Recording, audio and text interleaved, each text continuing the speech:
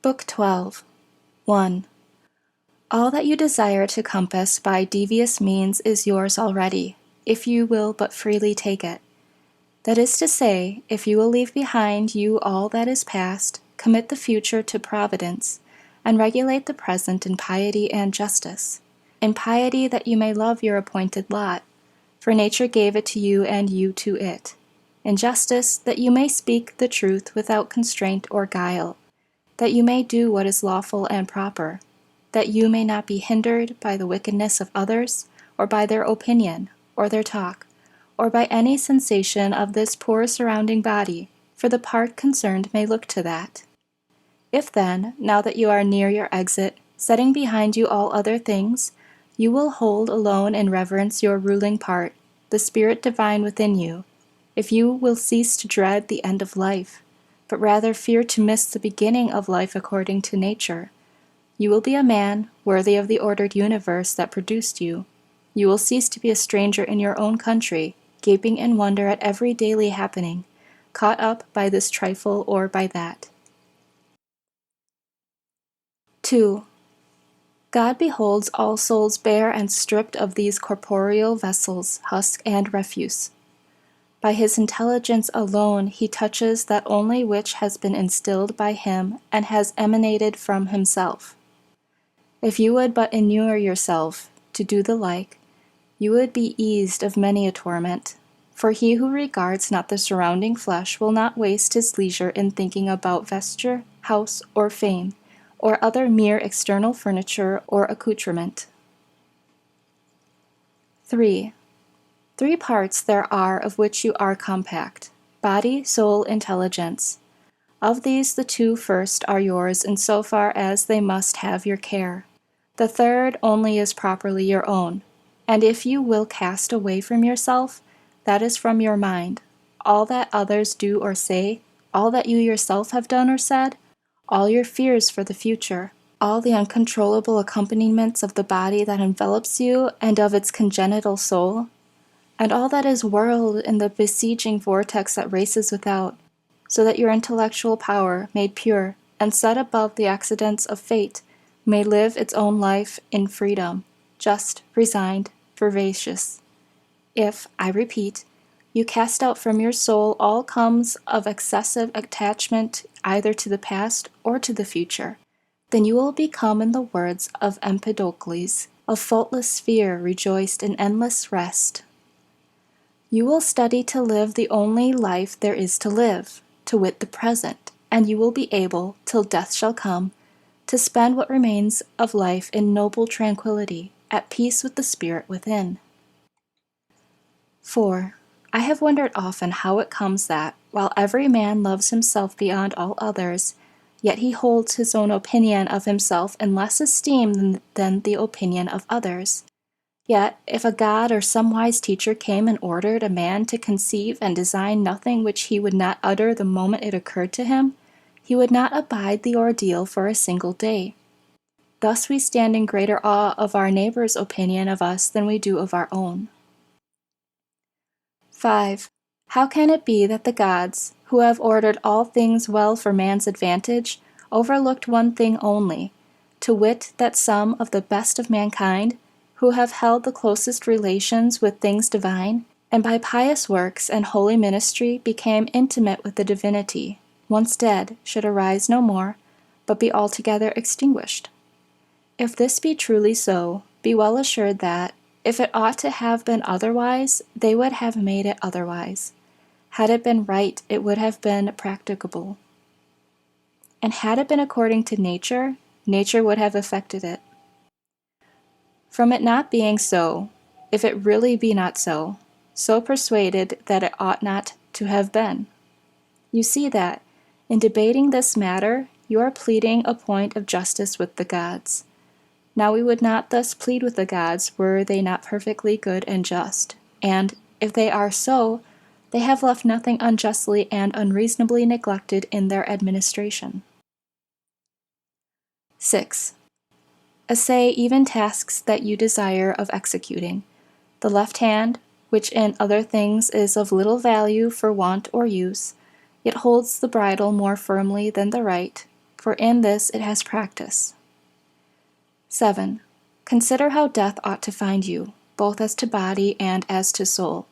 Think of the shortness of life, of the eternities before and after, and of the infirmity of all material things. 8. Contemplate the fundamental causes stripped of disguises. Think what pain is, what pleasure is, what death, and what fame. Consider how many are themselves the cause of all the disquiet that they suffer, how no man may be hindered by another, how all is matter of opinion. 9. In the use of principle we should be like the pugilist rather than the swordsman. For when the latter drops the sword which he uses, he is undone, but the former has his hand always by him and needs but to wield it. 10. Consider well the nature of things, distinguishing between matter, cause, and purpose. 11. What a glorious power is given to man, never to do an action of which God will not approve, and to welcome whatever God appoints for him. 12. As to what happens in the course of nature, the gods are not to be blamed. They never do wrong, willingly or unwillingly. Neither are men to be blamed, for they do no wrong willingly. There is therefore none to blame. 13. How ridiculous, and how like a foreigner, is he who is surprised at anything which happens in life. 14. There is either a fatal necessity, an unalterable order, or a placable providence, or a blind confusion without a governor. If there be any unalterable necessity, why strive against it? If there be a providence admitting of propitiation, make yourself worthy of the divine aid. If there be an ungoverned confusion, be comforted, seeing that in this tempest you have within yourself a guiding intelligence. And, if the wave should carry you away, let it carry away the carcass and the animal life, for the intellectual part of you it will not carry away. 15. If the light of a lamp shine and lose not its radiance until it be extinguished, shall truth, justice, and temperance be extinguished in you before your own extinction? 16. When you have the impression that a man has sinned, say to yourself, "How do I know that this is sin?" And, if he has sinned, consider that he stands self-condemned, and thus, as it were, has torn his own face. He that would wish the wicked not to sin is like one who would have the fig tree not have juice in its figs, would have infants not cry, horses not neigh, and other inevitable things not happen. What shall the wicked man do, having a wicked disposition? If you are so keen, cure it. 17. If a thing be not becoming, do it not. If not true, say it not. 18. Endeavor always to see in everything what it is that causes your impression, and unfold it by distinguishing the cause, the matter, the relationship to other things, and the period within which it must cease to exist. 19.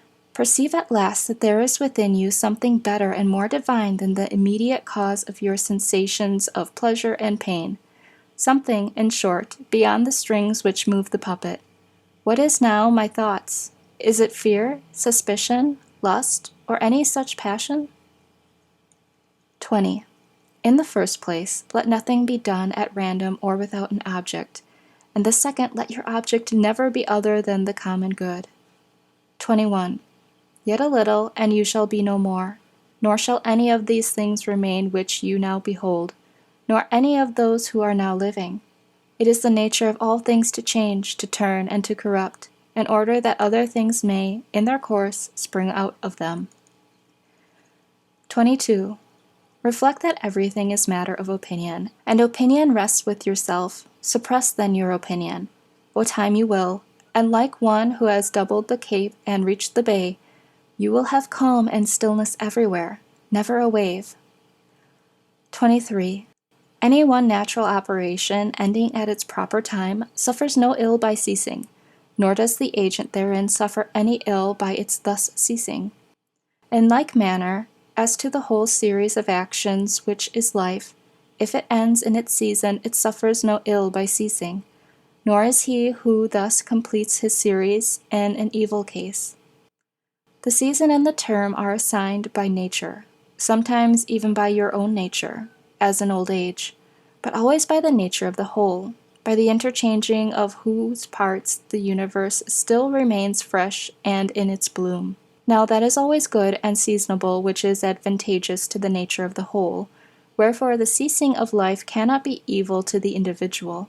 There is no turpitude in it, since it is beyond our power, and contains nothing contrary to the common advantage.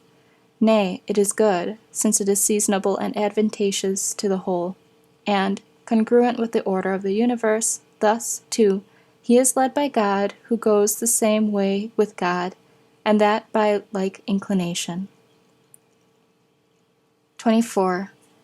Have these three thoughts always at hand. First, as to your action, do nothing inconsiderately, or otherwise than justice herself would have acted. As for external events, they either happen by chance or by providence. Now, no man should quarrel with chance or censure providence.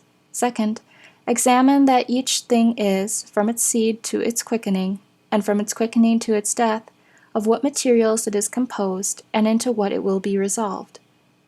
Third, reflect that could you be raised on high, and from thence behold all human affairs, you would discern their great variety, conscious at the same time of the crowds of serial and ethereal inhabitants around you.